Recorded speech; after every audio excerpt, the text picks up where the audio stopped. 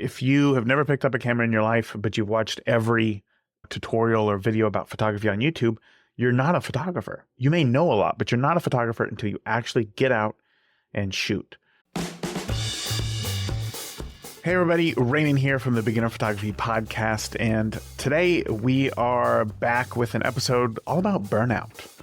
So last month I shared how I was really feeling burnt out and I wasn't feeling well. And I tried to figure out why that was, and I did something about it. So in today's episode, what I'm going to do is I'm going to share with you what turned out to be a 3-step process for getting over burnout, but also becoming a much more creative and free photographer. And I want to share that with you because what I learned was that having the space to be able to create on your own and do something new is incredibly important, not only in photography, but in other areas of my life as well. And I want you to have the same thing. But first, the Beginner Photography Podcast is brought to you by CloudSpot. You know this. CloudSpot is honestly, I've worked with a number of companies. I've seen a lot of companies in the photography space. And one thing that I love about CloudSpot is that they continue to invest in photographers.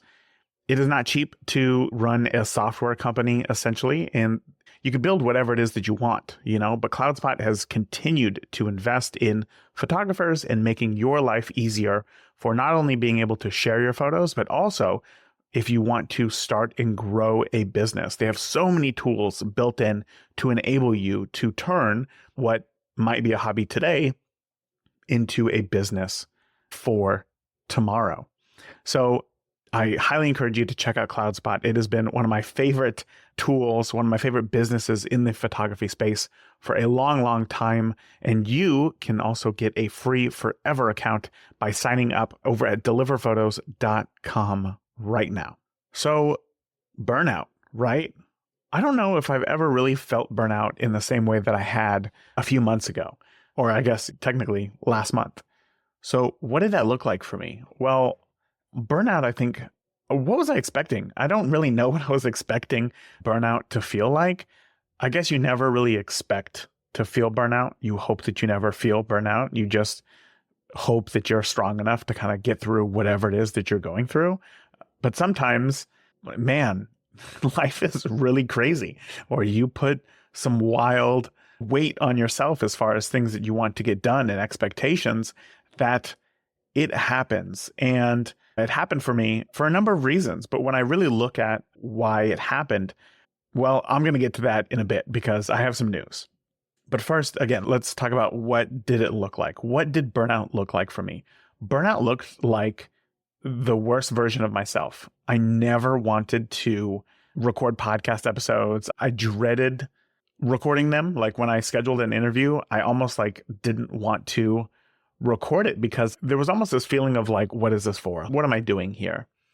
When I left weddings 2 years ago now, I thought, okay, I'm going to transition out of weddings into another form of photography that I truly love, right? I realized that I didn't really love weddings.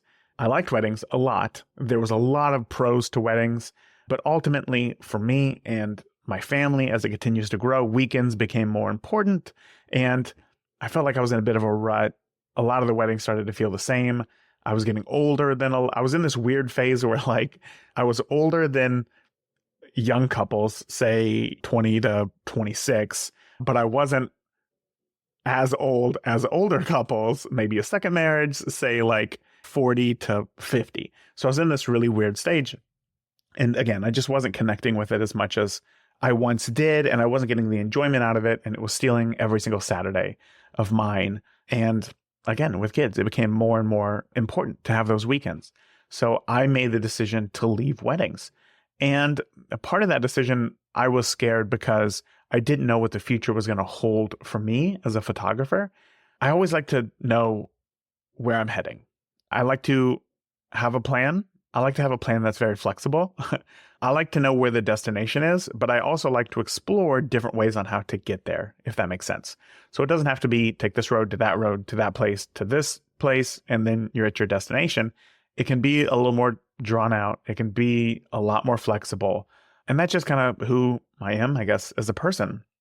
So when deciding what is it that I want to do next in photography, I struggled quite a bit because there's a lot of options. What do I want to get into photography for? Do I want to get into photography for money? Do I want to get into photography purely as a creative expression? Do I want to get into photography to change the world? There's a lot of different reasons why you might use a camera to do something.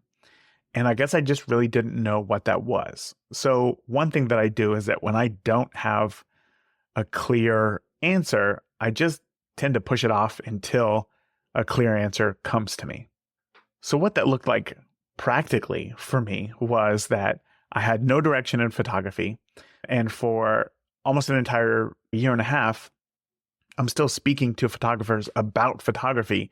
And while these conversations were interesting, my heart wasn't in it as much as it should have been because I didn't have a direction in which I was going. So it slowly started to become a little less fun, right? Just a little bit, because I still, again, got to have interesting and great conversations with individuals who maybe I wouldn't have without a podcast. But in my own personal life, when it came time to actually shooting, I just wasn't shooting a lot. So what did I do? I buried myself in more work. I buried myself in more podcast stuff, scheduling more interviews, moving the community off of Facebook into our own private community on Heartbeat. That didn't go too well. And just all sorts of things. But it wasn't photography. So again, we transitioned the group off of Facebook onto our own community, and it just didn't go as well as I had hoped that it would. And then honestly, like, I don't know if anxiety is the right word, but like I'll just say that it's anxiety. I started to get anxiety over like, what did I do? I screwed it up for these people. There was this great place for people to connect online and ask questions and be able to share photos. And now it almost felt as if I took that away from you. And then less and less people were showing up to the community because honestly, it's just hard to be a part of something new, start that new habit of trying the new app, going to it daily, all of those things. Changing up your routine that I slowly started showing up less and less as well. And then I didn't have anything else that I was doing as far as like photography because I felt bad. I felt as if I had ruined it. And that feeling inside, it hurts. It's scary because here's this thing that I love so much, photography. I love looking at images. I love talking about images. I love going out and trying something new. I love the exploration. I love how when you go out with a camera, you're not exactly sure what you're going to get, but when you get back and you have something incredible, there's nothing like that feeling in the world. And here I was not doing it for months because one, I didn't have a clear direction on what I should be shooting. So I just didn't have a reason to pick up my camera. I had to like think about these things on the fly, and that's not really like where I do best. So I felt burnt out. I wasn't shooting. I wasn't communicating. The community wasn't what it once was. And it's like I felt like I didn't have a place to share these feelings and ideas and just continue to be surrounded by photography, that it just went bleh. And I don't know how to explain it anyway other than that. But everything in my life just felt very overwhelming, right? Summer comes. We got softball. We got trips planned for summer. We got all of these things on top of having my wife and I full-time jobs that there just wasn't any room left over for photography. And I didn't feel like having conversations about photography anymore. But I thought to myself, I love this thing so much. I can't give up the podcast. I can't stop doing it. I have to continue with the podcast because I love it so much. What I'm feeling right now is not how I've always felt about photography. And that told me, oh, you need a break. You're burnt out. And it all stemmed from not having a creative release, by not shooting, by not having a definitive why in photography. And there's that phrase, all work and no play makes Jack a I don't know the rest of it now. A dull boy. There you go. And in my case, it was all work and no play makes Raymond a burnt out boy. So what I needed was more play. I was working too much, feeling like I was getting nowhere. I needed to play. I needed to play and have that creative release and be able to do something, create something, make something, do something with a camera that fulfills me. So I got to work, right? I had to figure out, okay, if I'm feeling burnt out now, how do I get to a place to where I'm not feeling burnt out? How do I get to a place where I was my most creative self? So that's where this 3-phase process kind of starts. And it all starts with phase 1, which is just to shoot more. So phase one is to shoot more. I end every podcast episode with the more that you shoot today, the better of a photographer that you will be tomorrow. And that's true. Being a better photographer, being a photographer who enjoys going out and shooting, you have to actually do the thing. If you have never picked up a camera in your life, but you've watched every tutorial or video about photography on YouTube, you're not a photographer. You may know a lot, but you're not a photographer until you actually get out and shoot. So I started thinking about, the core of the problem is that I wasn't feeling creative. I didn't have this creative release. So what I needed to do was figure out, when in my life have I felt the most creative? And when I sat down with this one question, it came back, honestly, pretty quickly that for me, I felt most creative in those early days of COVID, right? And the reason is that it was not simply having free time. It was just simply because I was shooting more. Now, weddings were postponed. Some weddings were canceled. Luckily, I didn't have any weddings that were canceled. They were just all simply postponed. They were all pushed back. So I still needed to keep my skills sharp for weddings. And at the same time, the Fuji X100V came out and I had just bought it. So it's like I had this new camera, but I had no professional weddings to shoot. So I had to figure out, okay, what am I going to shoot?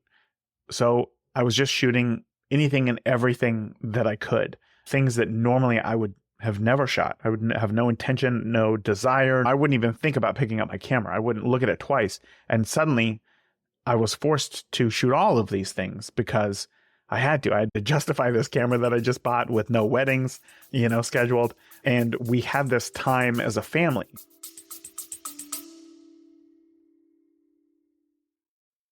Hey, Raymond here. Are you looking for fresh inspiration behind the lens? Whether you're in a bit of a creative slump or just eager to try something new, I've got just the thing for you. Our free download, 46 Creative Photography Ideas to Get You Out of a Rut, is packed with unique, imaginative, and fun photography challenges that will rekindle your passion and help you see the world through a new perspective. From capturing the beauty of the night sky to transforming everyday objects into artistic masterpieces. Each idea is designed to spark your creativity and elevate your photography skills. And the best part? It's completely free. So why wait? Visit creativeimageIdeas.com right now and grab your free guide. Let's turn that inspiration into stunning images.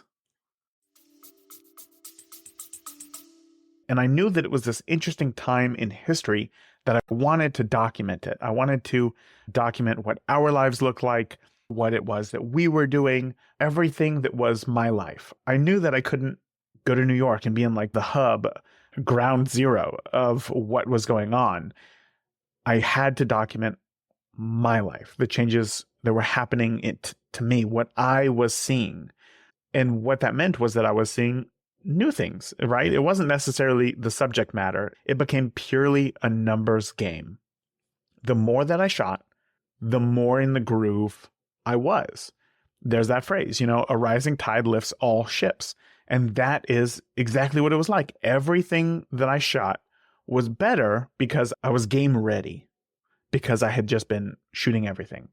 And this is everything from slow shutter drags, which honestly, one of my favorite photos I've ever taken was from this period because I was just trying a slow shutter drag while my son was riding his bike, to double exposures. I had never really tried double exposures before, but suddenly I thought, well, why not? It's not like I'm at a wedding and this is high risk, high reward. And if I screw it up, it's the end of me. I could literally just try something new. And it was creating those double exposures. It was doing the shutter drags. It was trying a ton of new things, right? And July has just historically been a very busy time for our family. One, it's summer, so we're just out more. So we just go more places. And now, no longer talking about COVID, now it's softball for my daughter. Like all of July, we haven't had a single weekend because they've all been softball tournaments.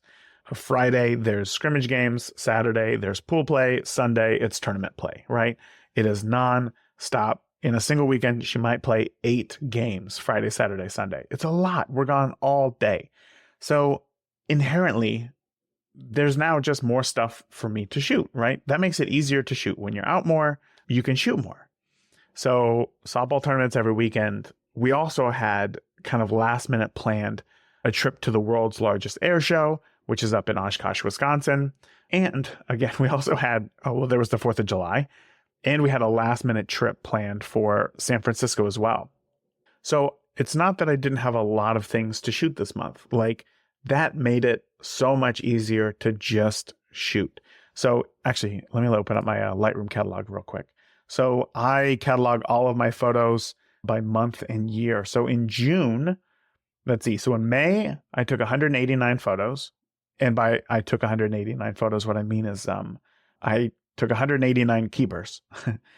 In June, I have 156 keepers. And as I record this on Saturday, August 3rd, for July, I have 647 keepers.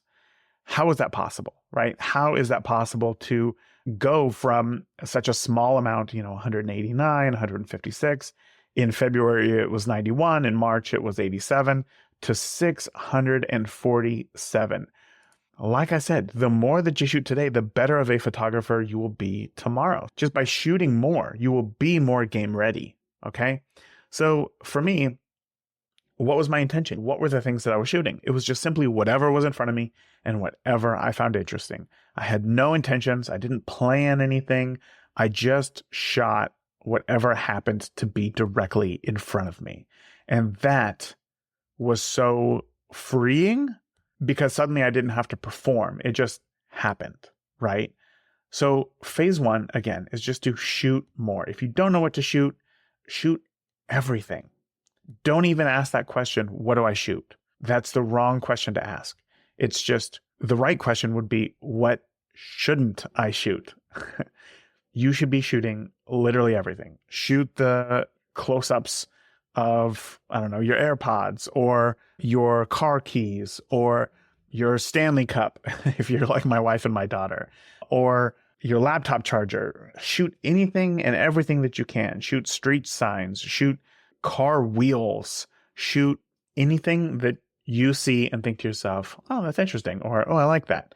Because you have to have something to start exploring.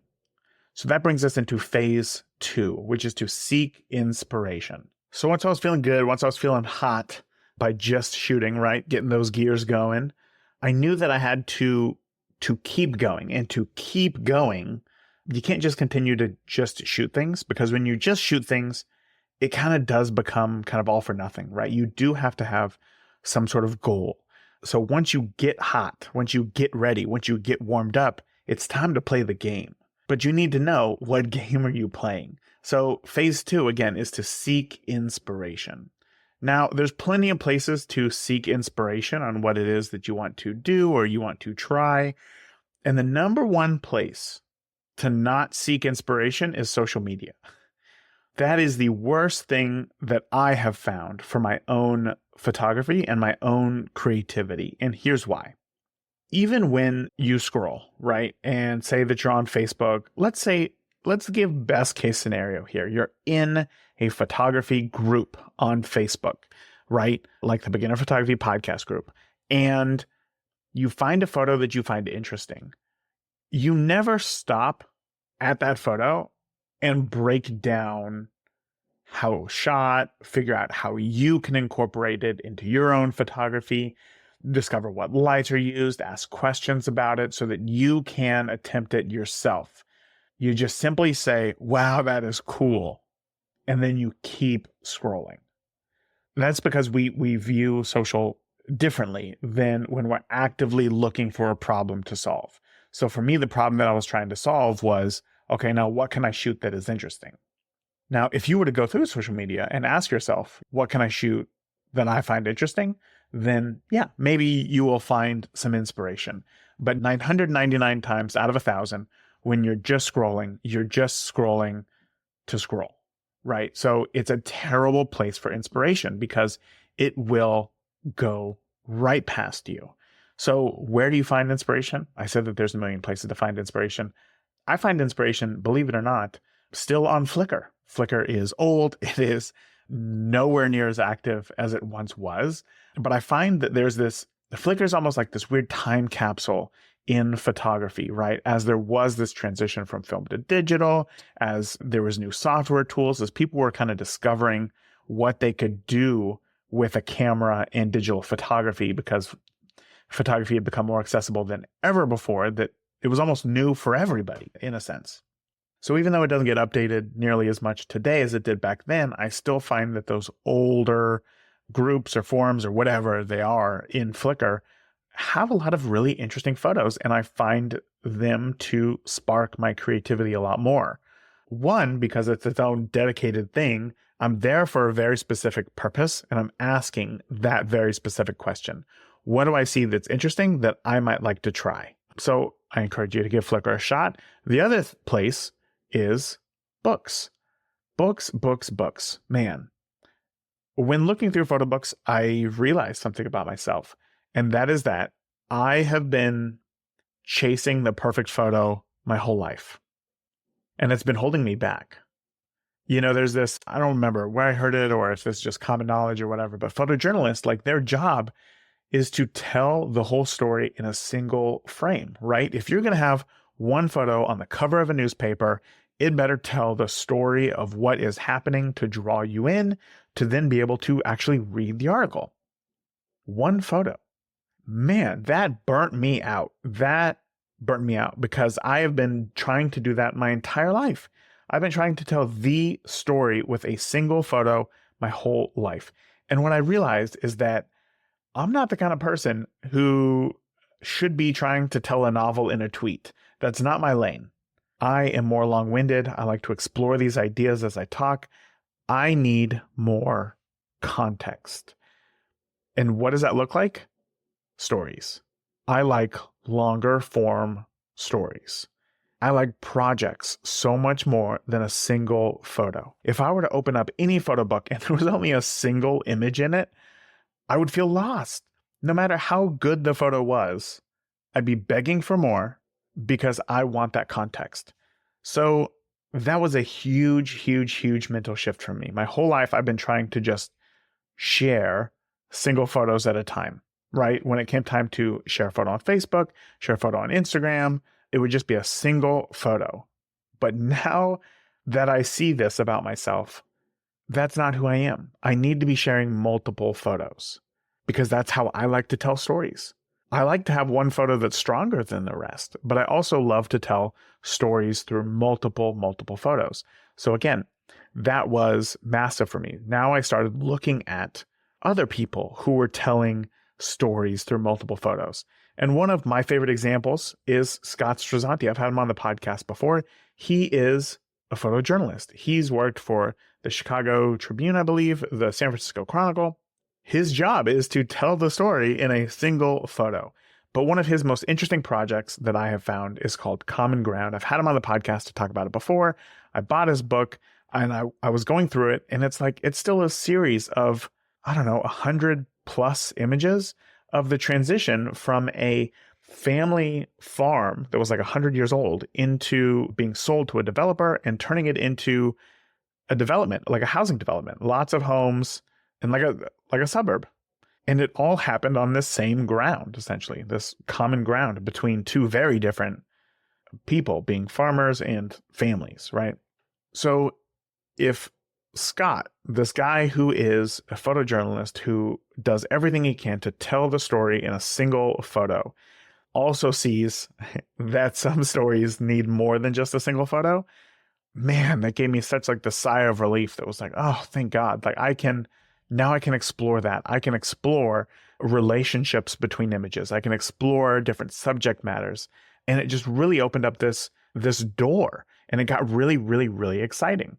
So what do you do after that? What do you do after you have this inspiration? Because suddenly I wanted to start capturing stories. That brings us into phase 3, Plork. I bought this book a few years ago at the recommendation of a friend called The Dude and the Zen Master. And if you're not familiar, the Dude is a fictional character played by Jeff Bridges in the movie The Big Lebowski. He is the Dude. So Jeff Bridges essentially sits down with a friend of his who is a Zen master. and him talk about how the dude, the character that Jeff Bridges played, is really like this kind of, whatever, let anything happen, c'est la vie, que sera, sera kind of guy. And Jeff Bridges in this book starts talking about how one thing that he loves to do is to plork. That's Plork, plork. He likes to plork with his guitar.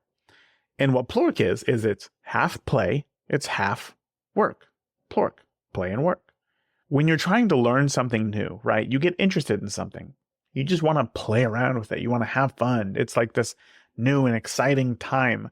But then you also need to actually get better at that thing. You need to actually do it. And that's kind of the work part of it, right? You're trying to play with something. You're trying to just see what happens, what's possible. You play with this until you have an idea of what you like. Playing is how you figure out what you gravitate towards, right? So in photography, if I play around with that might look like all sorts of different genres of photography. It might look like food photography. You might play around with some portrait photography. You might play around with some crazy lights and fashion and whatever. You might play around with some landscapes.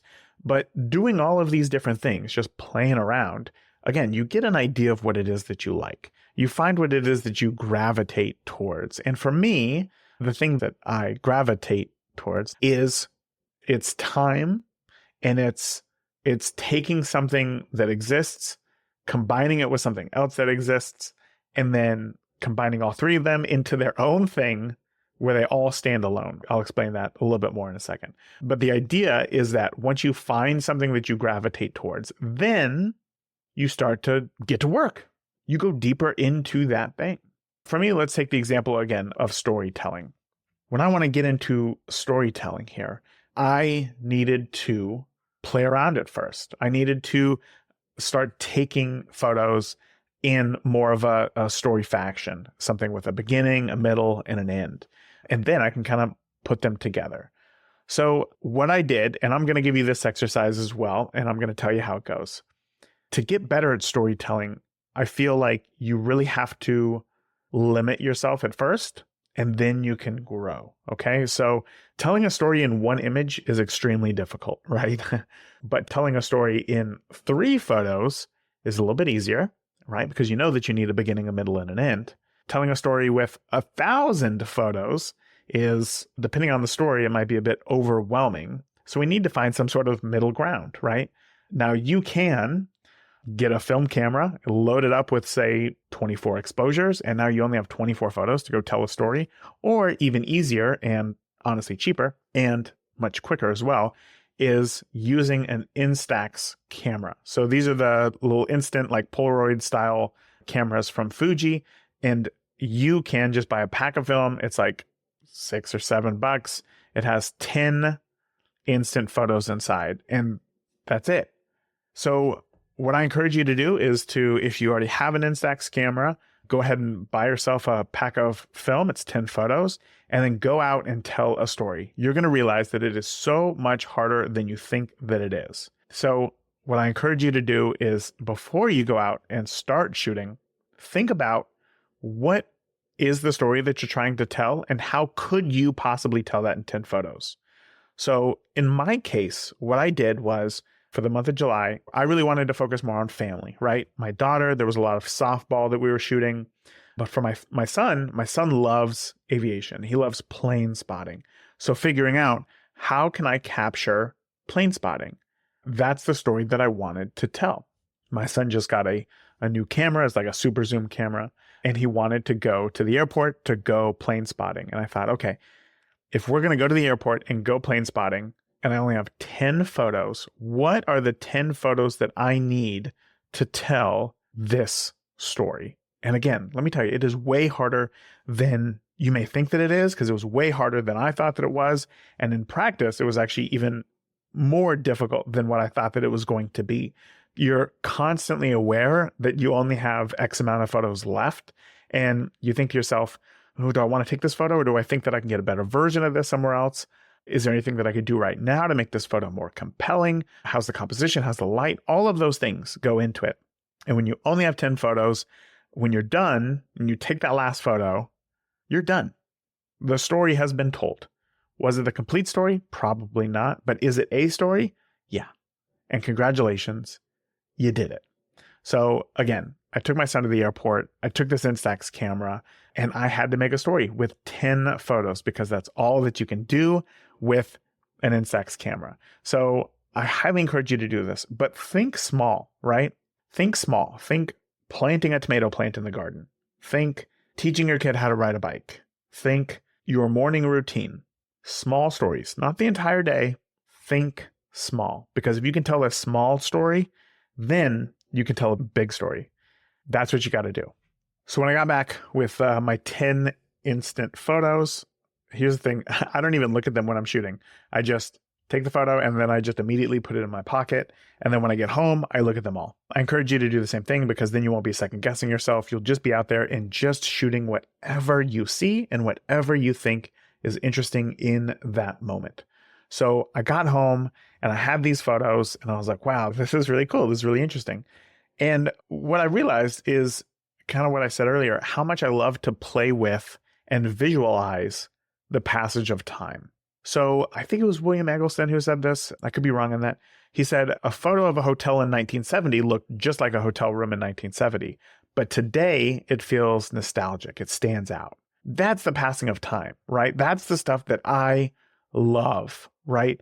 So what does that look like for me? I have a series where I take a photo of our kids' room, like each of their rooms, every like 3 months. So like 4 photos a year. It's not a lot, but it's every quarter because over time, we're going to see how those rooms change. Paint on the walls, posters up, the furniture that changes. And is that interesting stuff? Not today, it's not. If I took a photo today, I would just go up and look at his room and be like, it looks the same as it did yesterday. It'll look the same tomorrow. But when you look at it 10 or 15 years from now, looking back, you're going to say, wow, that was my room. Like, this is what it looked like. And it's going to feel very different to look at those photos. Those are the things that I love. So since that passage of time is so interesting to me, I wanted to figure out, okay, so what can I do how can I better show off the passage of time? Maybe not today, but in the future. And to me, oddly enough, my mom had just had all of the VHS tapes that she took of me as a baby and like a child and digitized them and sent me like 20 DVDs full of videos of me as a kid. And I look at these videos that I never would have seen if they weren't digitized and thought to myself like, wow, this is really interesting. But again, at the time, it didn't look interesting because that's just what it was. So I thought, how can I do something with this right now? How can I focus on a small story? Not just capturing a clip of my son being my son, just out and not really doing anything, but how can I capture this as a story? So what I did was I took those Instax prints along with a number of other photos that I've taken of him plane spotting before. And the next time we went out plane spotting, I just put a phone on him with a little lapel mic that I had and just asked him some questions about plane spotting. I wanted to learn more about why he loves plane spotting, what's interesting about it, kind of his thoughts, tell me about some of the planes, because that, while it may not be interesting today because this is his life, again, in 15, 20 years from now, that is going to be really, really, really important.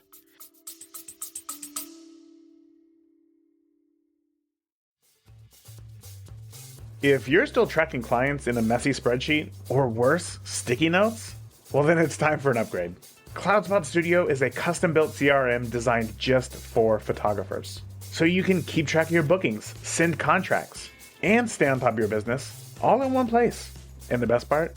It's included in CloudSpot's free plan. Yeah, so grab your free account today over at deliverphotos.com and take control of your photography business. Again, that's deliverphotos.com.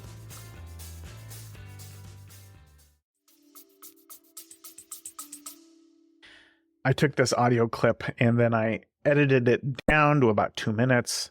I made a slideshow with all the photos and then I put the audio with it to make just one video with photos and audio.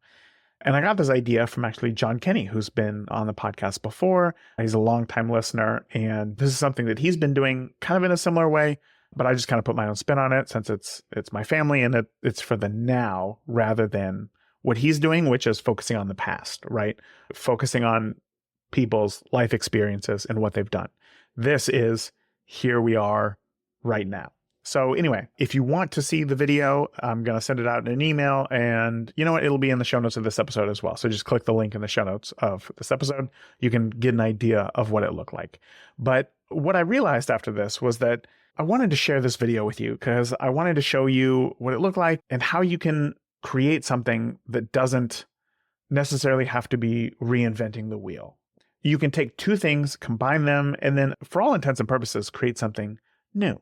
And even if it isn't new, because honestly, like everything's already been shot before, it's new to you. And you will always be able to put your own spin on something.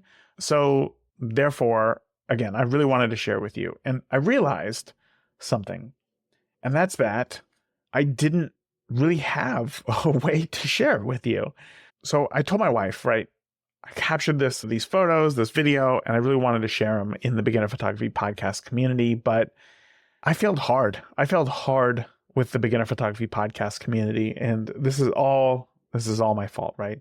A year and a half ago, I asked you, my photo friends, how can I make this community on Facebook better? I sent out surveys. The vast majority of you said, take it off of Facebook. Everybody was done with Facebook. The anxiety that you get by being on Facebook. Facebook was also had a ton of restrictions on what we could and couldn't do. And we had this idea to make this community just this amazing place. Have our own subsections for if you're interested in landscape or portraits or business, right? All of these amazing things that would make this community our own. So I got to work, and I wanted to make this transition be amazing and make it go over well and be the place where everybody wanted to be, that encouraged learning and not scrolling. So just over a year ago, that's what we did. We made the transition. I took the community off of Facebook. I said, hey, everybody, we're leaving this Facebook ship. It's a sinking ship. We're done here, and we're going over to Heartbeat. And it started off strong, honestly. Like, I was shocked at the amount of people who actually transitioned from Facebook over to Heartbeat. And I was like, I knew it. We made the right decision. This is going to be great. But each week, less and less people were showing up. And I would say that over the course of 6 or 7 months, it became a ghost town. And it might go 2 or 3 days between posts. You know, I'd try to start something, but then nothing would happen. So I started showing up less because there was just simply less going on in the group. And I thought, like, how could this be? You know, this new community on paper is way better. It's way more personalized.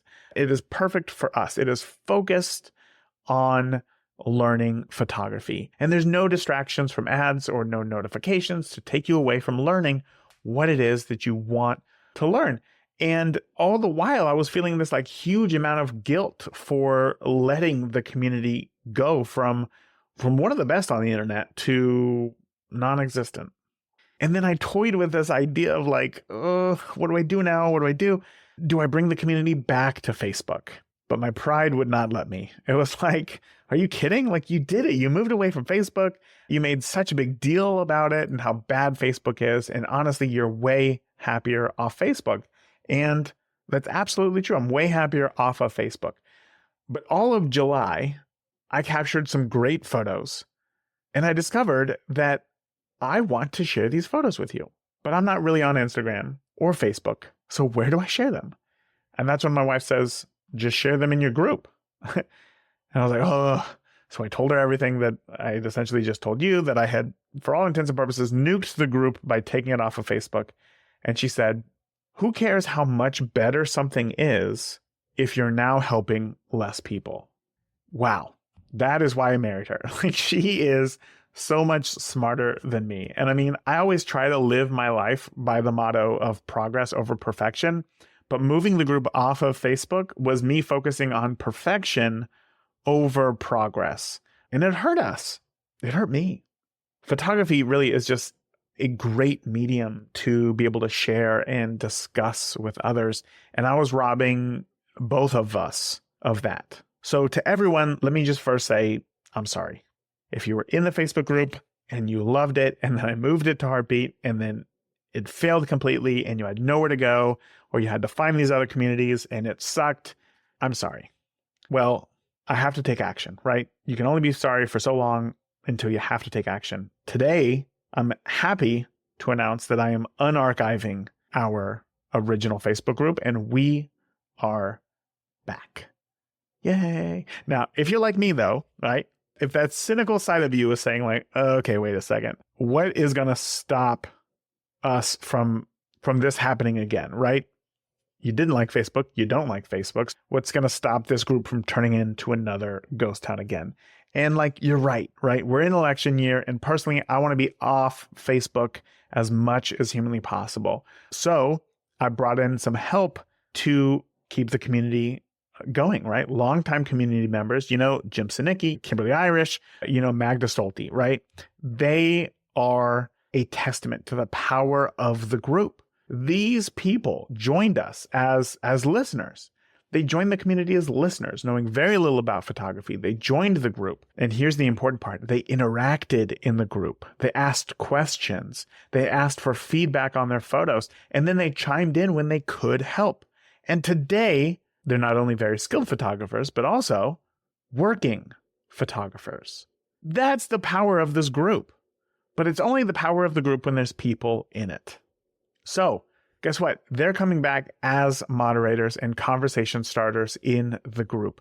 I will, of course, be in the group, but I'm just going to bookmark the group itself rather than going to Facebook and then finding it so that I don't have to go through my personal feed. But if you're listening and you were a part of the Facebook group before it was archived, it's open. Come back in. Say, hey, I would love to welcome you back with open arms. And honestly, I have some really fun things planned for the group, as well as bringing back the monthly photo challenges. And our first photo challenge is going to be for August. The theme is summer. What I want to see is your photo that best represents summer. Is it, of the water? Is it going camping? Is it going to an air show? And the first month's photo challenge is also going to be a doozy because I mentioned CloudSpot earlier. Gavin from CloudSpot has pledged to give away a free year of CloudSpot as well. And that also includes CloudSpot Studio. So if you're thinking about starting a photo business or you have one and you just need to get everything organized, meaning contracts, invoices, all the communication, all in one place, CloudSpot Studio has that, and you can win an entire year for free. It's everything that you need to do so, to start and get going with your photo business. I also have a number of goodies that I will be giving away, but you can only win if you come back into the Facebook group and participate. I tried something new. It didn't work, and we got to go back. We have to readjust, and Facebook is going to be the place for the community. So I'm really excited to have everybody back. I'm excited to have a place to share images, to talk about photography, to see your images, to hear from you, to answer your questions, all of the things. I'm happy to start this back up again. And honestly, I'm optimistic. I'm really optimistic that it's going to be a good thing for the community, because if I want to help as many photographers learn photography as possible, I got to be where the people are. And that's where we are. We are on Facebook. So again, come back in and join. You can head over to Beginner. If you're not part of the group in the first place, you can head over to beginnerphotopod.com/group, and it'll take you right to the Beginner Photography Podcast Facebook group. So I really hope that this episode helped you in a number of ways. One, if you're feeling burnt out, know that I've been there and that it's difficult, but you can get back your creativity. You can get back what it is that you love most about photography. And it's through that 3-phase process. Let's go ahead and recap that as well, right? Phase 1, shoot more. Just shoot as much as you can. It doesn't matter what it is. Just shoot to get that muscle going, to start up that muscle memory. Phase 2 is to seek inspiration. Don't do so on social media. Go out and find focused inspiration. After you've done all of your just shooting, figure out what it is that you're drawn to so that you can look for that inspiration, right? Go deeper into that, staying in your lane. And then phase 3 is to Plork. After you play around, it is time to get to work, diving into what you gravitate towards and go deeper into that thing and try something new. I shared with you an exercise on how to get better at storytelling as well, with a $30 Instax camera from Target or Walmart or wherever, and then like a $5 or $6 pack of film as well, so that you can start to realize what goes into telling a story. And we talked about bringing the group back to Facebook from Heartbeat so that we can continue the conversation and have everybody in there and offer support when support is needed, when you need to ask questions, and also be able to share your photos as well. So that is it for today. I'm excited for the future here. I feel like there's a new energy within the Beginner Photography podcast, and I'm excited to see what's next. And I'm excited that you are going to be a part of it as well. So that is it today. Remember, the more that you shoot today, the better of a photographer you will be tomorrow. I'll talk to you soon, hopefully in the Facebook group. Thank you for tuning into this week's episode of the Beginner Photography Podcast. If you enjoyed today's episode, please share it with a friend. Start a conversation. Grow together. That is it for this week. Remember, the more that you shoot today, the better of a photographer you will be tomorrow. Talk soon. Thank you for listening to the Beginner Photography Podcast. Keep shooting, and we'll see you next week.